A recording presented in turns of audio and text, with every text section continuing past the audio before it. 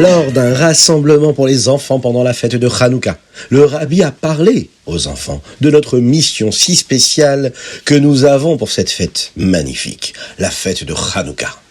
Cette mission, c'est de nous préparer à la délivrance, à la Géoula, avec le 3e Beth Amikdash qui sera là pour nous. Une des façons de le faire, c'est de s'assurer que notre propre maison, notre propre chambre d'enfant ou d'adulte, soit un Beth Rabad, un petit Beth Amikdash. Ainsi, chaque maison, chaque chambre devrait être un lieu de Torah, un lieu de service divin, un lieu de Gmilut Chassadim, d'actes de bonté. Torah, Avoda, Gmilut Chassadim.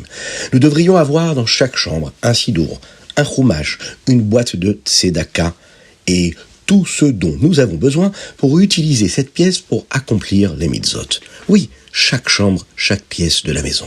Chaque communauté a besoin d'un Beth Rabad. Et c'est le travail de chacun dans chaque communauté, de s'assurer qu'il y en ait un. Alors voici notre mission spéciale pour Hanouka. Chaque enfant doit aller voir ses parents et leur demander, avec des paroles qui viennent du cœur, de l'argent pour Hanouka, pour pouvoir faire une belle chambre de Tivot Hashem. Une chambre qui correspond à celle d'un soldat d'Hachem. Nous devrions utiliser cet argent pour acheter un sidour, un chitat, une boîte de tzedaka. Par exemple, un Negel Vasser, vous savez ce que c'est ? Eh bien, c'est un petit seau avec un kéli pour se laver les mains à notre lever le matin. Tout ce dont nous avons besoin pour faire de notre chambre un petit Beth Amikdash. Chaque maison juive, c'est un Beth Rabad. Bien sûr, lorsque les enfants demandent cela à leurs parents, eh bien, les parents aussi voudront le faire. C'est ce que le rabbi nous a demandé. En cette parashat Miketz, qui est celle de cette fête-là, de Hanouka.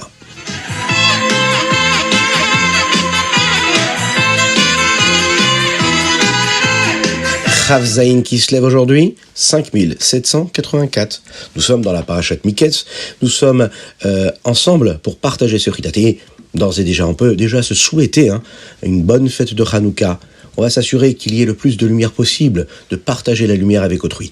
Aujourd'hui, nous allons avoir une belle pensée pour une refoua shelema pour Rachel Bat Miriam, qu'Hachem la guérisse très très rapidement parmi toutes les personnes qui ont besoin d'une refoua shelema dans le Klal Israël, dans le peuple juif. Commençons par le Chumash. Yosef est mis en prison à cause de ce qui s'était passé avec la femme de Potiphar. Après avoir expliqué les rêves du boulanger et du maître d'hôtel en prison, eh bien Yosef demanda au maître d'hôtel qui était en charge des boissons du roi de se souvenir de lui pour qu'il puisse être libéré. Mais lui va l'oublier et Yosef va rester en prison pendant 2 années supplémentaires.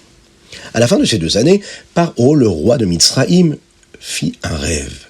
Il se tenait près du Nil, le grand fleuve de Mitzraïm, et vit 7 vaches bien chères sortir du fleuve et commencer à manger de l'herbe à proximité.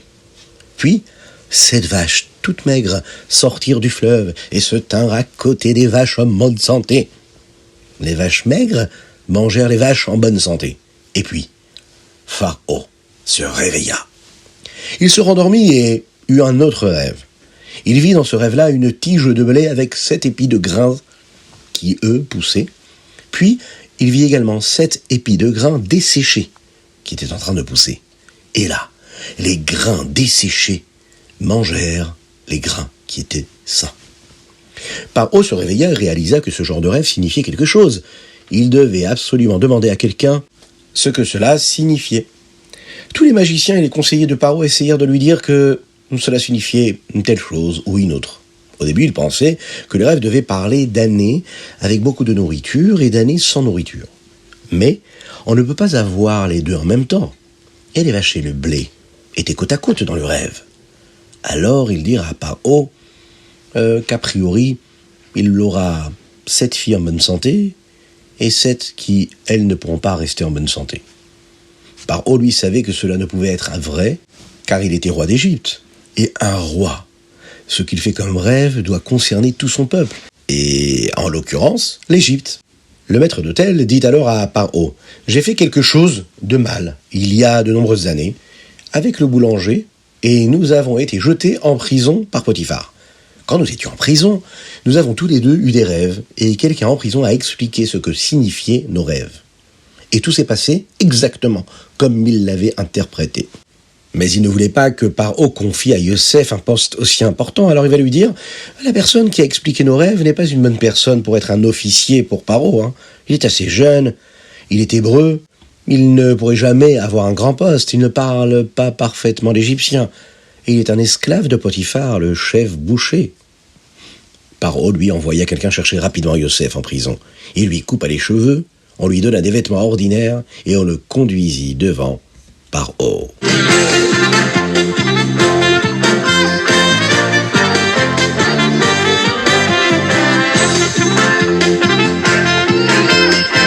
Et nous passons au Teilim. Aujourd'hui, nous allons lire du Teilim 120 au 134. Les Teilim d'aujourd'hui vont du chapitre Koufraf au chapitre Kouflamed Dalet.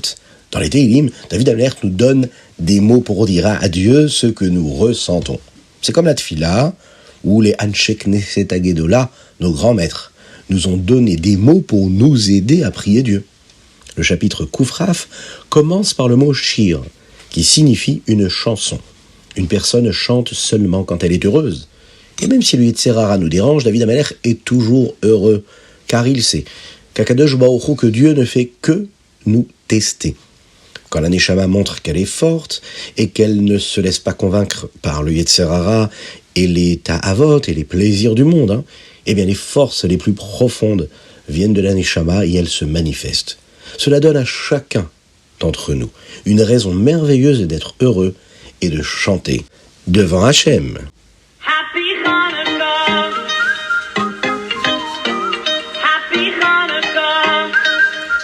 Et c'est parti pour le Tanya. Mais juste avant, n'oublie pas de mettre une petite pièce dans la tzedaka parce que une petite pièce dans la tzedaka et Mashiach arrivera. Aïe aïe, une petite pièce dans la tzedaka et Mashiach arrivera. Nous sommes dans le Perek Gimel aujourd'hui. Akadosh Baruch Hu a prévu 10 outils spéciaux. Ce sont des moyens d'expression. Ce que nous appelons les sphirotes dans la Kabbalah ou la Chassidut. Elles sont séparées en deux parties, le Sechel et les Midot. L'intellect et les émotions, les traits de caractère, pour bien nous aider à accomplir notre mission ici-bas dans le monde. Avant d'apprendre le Tanya d'aujourd'hui, revoyons un peu ce que nous apprenons ici. Nous avons appris que, vous vous en souvenez, dans le Hayom Yom, juste avant le Yutet qui se lève, que la voix de la Chassidut, c'est Akbarat Atsura ala Chomer. Cela signifie qu'il faut renforcer la Neshama, l'âme et la spiritualité, beaucoup plus que l'on peut renforcer le corps et la matérialité. Dans le premier chapitre, le Rabbi Shlomo Zalman nous a enseigné que nous avons une première âme qui nous donne de la vitalité pour notre corps et notre envie pour tout ce qui est matériel, ainsi que toutes les midot, c'est-à-dire les traits de caractère négatifs que nous avons et qui viennent d'elle. C'est avec cela que la Neshama va travailler pour apporter de la sainteté dans le corps et rendre la matérialité beaucoup plus spirituelle, sanctifier notre réalité.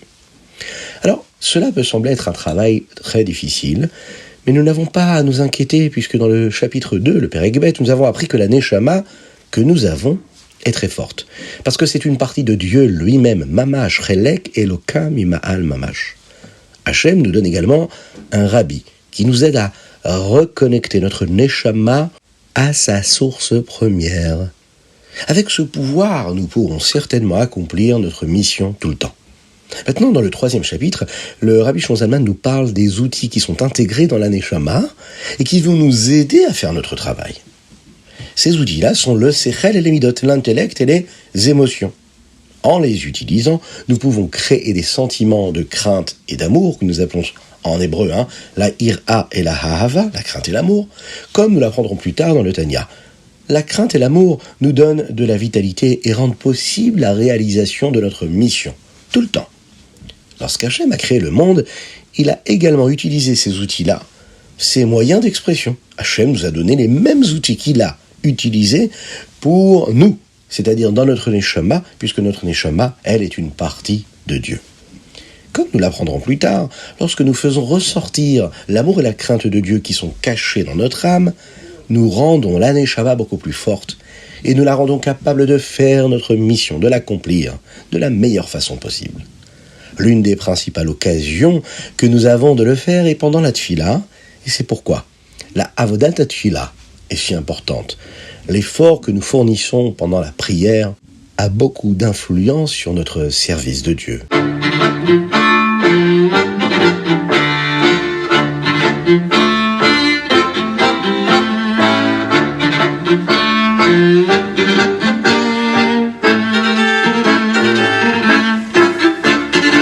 Yom Yom, Chav Zayin Kislev. Dans le Yom Yom aujourd'hui, nous apprendrons la deuxième arrestation qu'a subi le Rabbi Shimon Zalman de Liadi et la délivrance. Nous venons de célébrer le Yutet Kislev il y a quelques jours, lorsque le Rabbi Shimon Zalman est sorti de prison. Un peu moins de 2 ans plus tard, il y a eu encore des accusations mensongères au gouvernement qui concernaient le Rabbi Shimon Zalman et il a dû être emmené en prison. Cette fois, le Rabbi Shimon Zalman a été retenu dans une pièce d'un bâtiment gouvernemental et non pas dans une cellule de prison. Mais les mensonges qui ont été racontés étaient bien pires. Au lieu de dire au gouvernement que le Admour Hazaken était une personne dangereuse pour eux, ils ont dit que la chassidoute était dangereuse.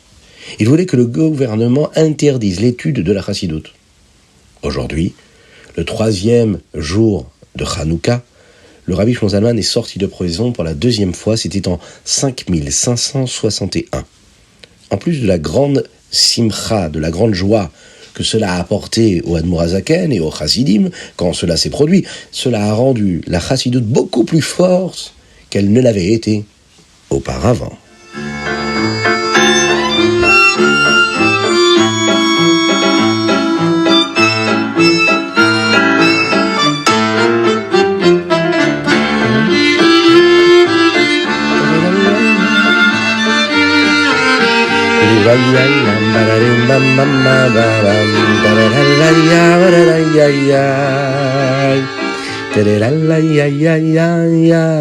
Et nous passons au Rambam du jour.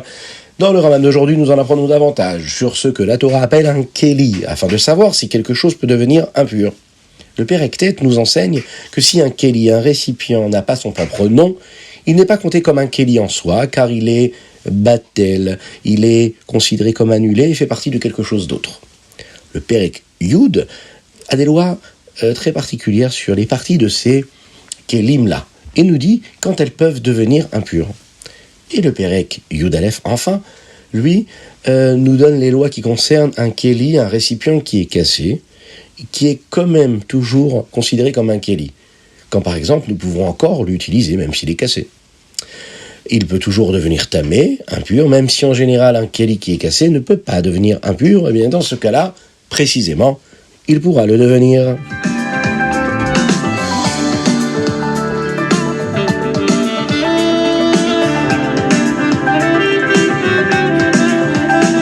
Et voilà, c'était le Ritat du jour. J'espère que vous avez passé un bon moment. Je vous souhaite une excellente fête de Hanouka. Que Dieu vous bénisse et qu'il vous protège. Nous avons étudié pour la guérison totale et complète de Rachel Bat Miriam. Qu'Hachem lui envoie une guérison rapide dans la sérénité, la joie et la tranquillité de tous ses proches. Que Dieu vous bénisse, qu'il vous protège, qu'il protège nos soldats en Eretz Israël, tous les Chayalim qui sont au front et qui se battent pour Eretz Israël, qu'il guérisse tous les malades, qu'il libère tous les prisonniers. Pensez à mettre une pièce de tzedaka en plus aujourd'hui pour eux. Pensez à dire des Teilim, à prier, à faire des bonnes actions, à diffuser le miracle de Hanouka auprès de vos proches, mais aussi auprès de tous ceux qui ne sont pas si proches de vous, ceux qui sont loin, ceux qui ne connaissent pas tout ce qui se passe. Dans la Torah, il faut leur apporter cette lumière-là. Que Dieu vous bénisse et qu'il vous protège. Hanouka Sameach, et que nous puissions nous retrouver très rapidement avec la venue de Mashiach Tzidkenu, le roi Mashiach. Et lui, il nous libérera.